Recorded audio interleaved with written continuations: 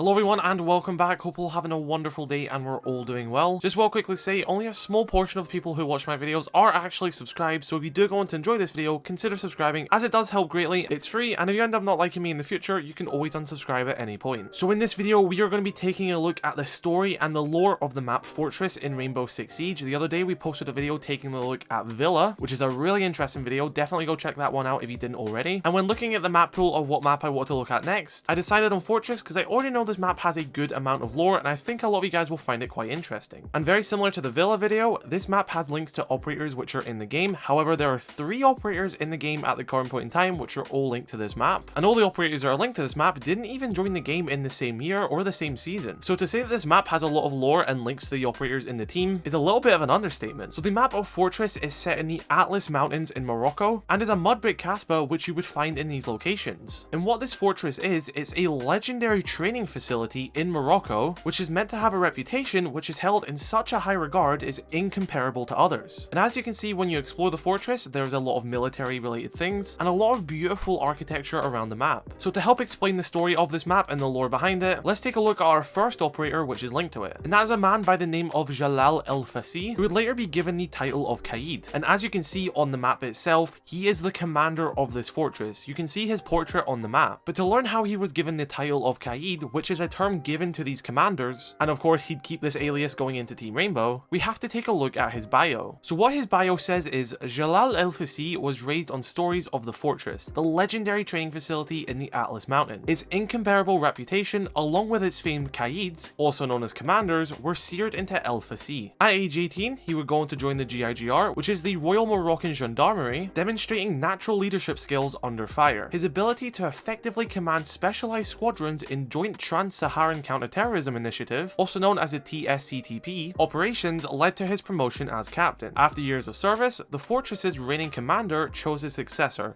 Fassi, whose authoritative but ethical style made him a worthy Kaid. His imposing presence and strict values led to the success for his graduates, and the fortress quickly gained accolades. He further proved his excellence through the thousands of soldiers who trained or taught on its grounds. Over years of negotiation, he welcomed troops from across Africa and the Middle East, fostering strong ties between the TSCTP members and African standby force countries. And that is how the operator we now know today as Kaid went from a young soldier to the commander of the fortress. And of course his default look is how he looks now, and his elite skin is what he looked like when he was a younger soldier. So now we have learned that the fortress is actually a training ground led by Kaid, and it seems like he brought the reputation of the fortress to the highest point it's ever been. And we can learn how well he managed this fortress in his psychological report from Dr. Harisha Pandey, you know, before Harry was eliminated by Deimos. But there is a lot of interesting information in this, so what Harry says is, Specialist Jalal Fassi is an imposing operator. His appearance alone inspires respect. It's easy to see why his stature and demeanor strike fear in his students, or how his body language warrants their respect and cooperation without him having to say a word. Frankly, it's both daunting and fascinating at the same time. Specialist Fassi descends from a long line of commanders and their fortress. The fortress was in disrepute for quite some time, however, some businesses involving bribes from wealthy families before Fassi was at the helm, and it seems his administration not only eliminated these sordid dealings, but elevated the fortress to heights unimagined by any of his predecessors. It's been difficult separating Specialist Fassi from his role. He sacrificed a personal life for the success of his fortress, and his role makes it difficult to create interpersonal relationships. I suspect he prefers being alone. He certainly isn't the type to open up and share, but I think I understand why. He's taken it upon himself to guide and nurture the future of Moroccan special forces, and potentially all of North Africa. He's the rock that all others look up to, so Specialist Fassi shoulders the brunt of that weight in equanimity because he believes no one else can. Specialist Fassi is particularly phlegmatic, and his dedication to his duty as commander and the fortress is resolute. Rainbow spent years trying to persuade him to join, but he's not easily moved. The fortress and its legacy were instilled in him as a child. It is his home, his castle, and I can see the time he spends there in solitude is invaluable. But we finally managed to cut a deal with him, one not even the great Kaid could turn down, one to improve his school and propel it into international standing. This will be the first time Fassi is among equals. Only time will tell how he reacts to not being in a position of authority. So that was a psychological report by Harry, and what we learned from that is that Rainbow and Kaid made a deal which helped improve the fortress beyond what Kaid even done himself. So what Rainbow helped do was put the fortress's reputation even higher, possibly putting its reputation in one of the highest in the world. So now that we have had a look at the fortress and Kaid, let's take a look at 2 of his students who would also make their way to Team Rainbow at some point as well. And his first student goes by the name of Sanaa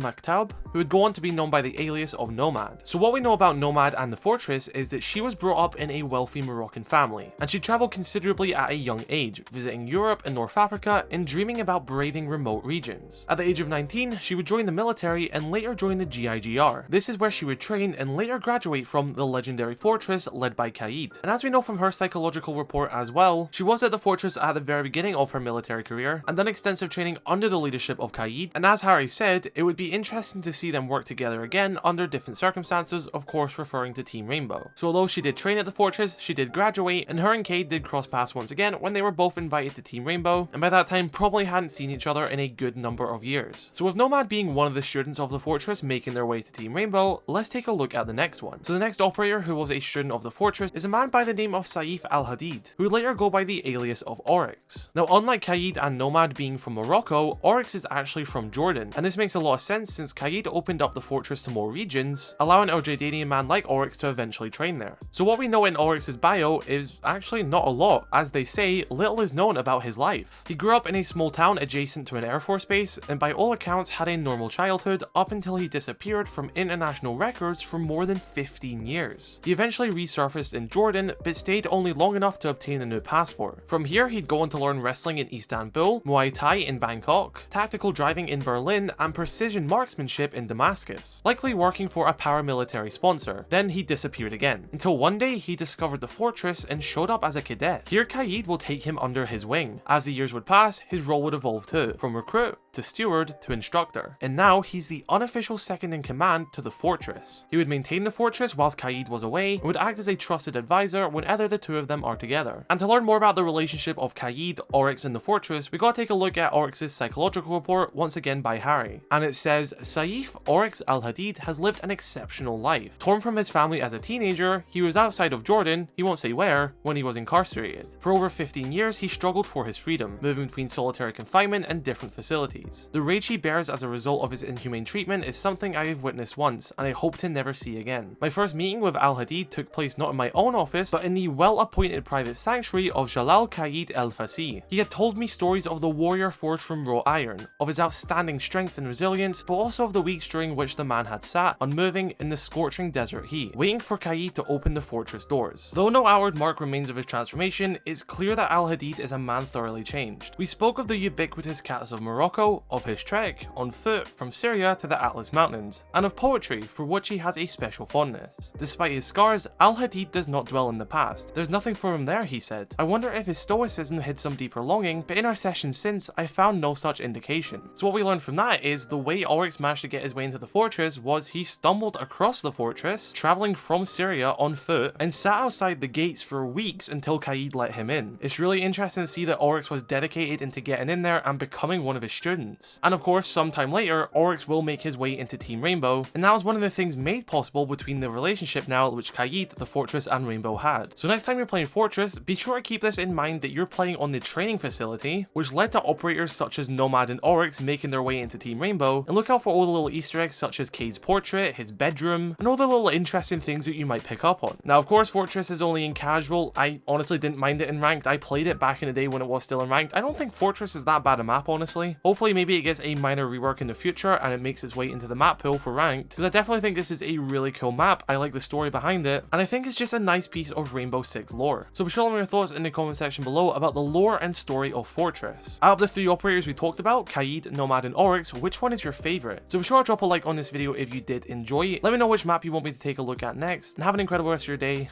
I love you all. Stay safe. Peace.